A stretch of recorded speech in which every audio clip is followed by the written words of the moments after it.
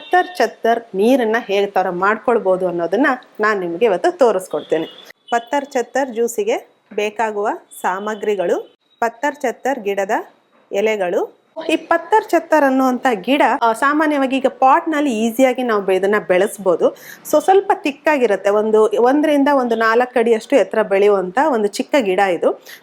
ಜಾಸ್ತಿ ಏನು ಮೇಂಟೆನೆನ್ಸ್ ಅಂತಿಲ್ಲ. ಒಂದ್ಸಲ ನೀವು ಗಿಡ ಇಟ್ಟರೆ ಒಂದು ವಾರದಲ್ಲಿ 4 ಸಲ ನೀರು ಹಾಕಿದ್ರೂ ಈಸಿಯಾಗಿ ಚೆನ್ನಾಗಿ ಬರುತ್ತೆ.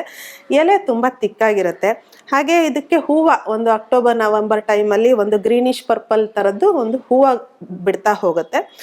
ಈ ಎಲೆ ಏನಿದೆ ಇದು ನೋಡಿ ತುಂಬ ಫ್ಲೆಶಿ ಅಂತ ಹೇಳ್ತೀವಿ, ತುಂಬ ತಿಕ್ಕಾಗಿದೆ. ಟೇಸ್ಟು ಸ್ವಲ್ಪ ಕಷಾಯ, ಅದ್ರ ಜೊತೆ ಒಂದು ಸ್ವಲ್ಪ ಹುಳಿ ಅಂತ ಅನಿಸುತ್ತೆ. ಇದನ್ನು ನೀವು ಪಾಟ್ನಲ್ಲಿ ಹಾಕಿ ಇಟ್ಕೊಂಡ್ರೆ ಯಾವುದ್ಯಾವುದೋ ನೀರನ್ನು ದುಡ್ಡು ಕೊಟ್ಟು ಕುಡಿದು ನಿಮ್ಮ ಹೆಲ್ತನ್ನು ಮೇಂಟೈನ್ ಮಾಡ್ಕೊಳ್ಳೋದಕ್ಕೆ ಬದಲಾಗಿ ವಾರಕ್ಕೆ 1 ಸಲನೋ 2 ಸಲನೋ ಇದ್ರದ್ದು ಜ್ಯೂಸನ್ನು ನೀವು ಮಾಡ್ಕೊಂಡು ಕುಡಿದ್ರೆ ಕಿಡ್ನಿ ಸ್ಟೋನ್ ಆಗೋದನ್ನು ತಡೆಯುತ್ತೆ. ಹಾಗೆ ಹೆಸರು ಏನಿದೆ ಪತ್ತರ್ ಚತ್ತರ್ ಅಂತ, ಅಂದರೆ ಕಲ್ಲನ್ನು ಒಡೆಯುವಂಥ ಕೆಪಾಸಿಟಿ ಇರ್ತಕ್ಕಂತಹ ಒಂದು ಗಿಡ ಇದು. ಇದ್ರದ್ದು ಜ್ಯೂಸನ್ನು ಈಗ ನಾವು ಮಾಡೋಣ. ಇದಕ್ಕೆ ಫಸ್ಟು ಒಂದು 4ರಿಂದ 5 ಎಲೆನ ನಾನು ಚೆನ್ನಾಗಿ ತೊಳೆದಿಟ್ಕೊಂಡಿದ್ದೀನಿ. ಇದನ್ನು ಮಿಕ್ಸಿಗೆ ಹಾಕೊಳ್ಳೋಣ. ಒಬ್ಬರಿಗೆ ಒಂದು 3ರಿಂದ 4 ಎಲೆ ಸಾಕಾಗುತ್ತೆ.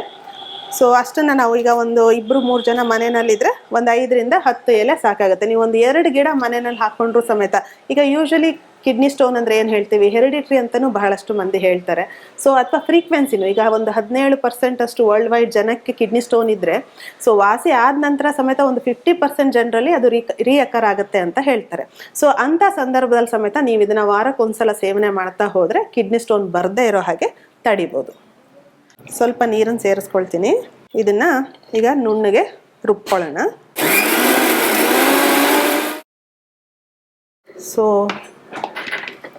ನುಣ್ಣಗೆ ರುಬ್ಬಿದೆ. ಇವಾಗ ನೋಡಿ ಜಾಸ್ತಿ ಏನೂ ಸಿಕ್ಕಿಲ್ಲ ಇದರಲ್ಲಿ ಸೋಸೋದಕ್ಕೆ.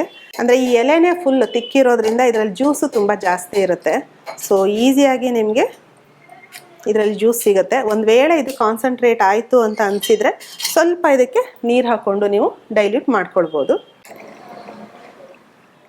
ನಾನು ಆಗಲೇ ಹೇಳಿದಾಗೆ ದುಡ್ಡು ಕೊಟ್ಟು ಅಥವಾ ಇನ್ನೇನೋ ಸರ್ಜರಿ ಅಂತೆಲ್ಲ ಮಾಡಿಸ್ಕೊಂಡು ನೋವನ್ನು ಅನುಭವಿಸೋದಕ್ಕೆ ಬದಲಾಗಿ ವಾರಕ್ಕೆ 1 ಸಲನೋ 15 ದಿನಕ್ಕೆ 1 ಸಲನೋ ಈ ಥರದ ನೀರುಗಳನ್ನು ನೀವು ಮಾಡ್ಕೊಂಡು ಕುಡಿದ್ರೆ 1 ಲೋಟ ಸಾಕಾಗುತ್ತೆ.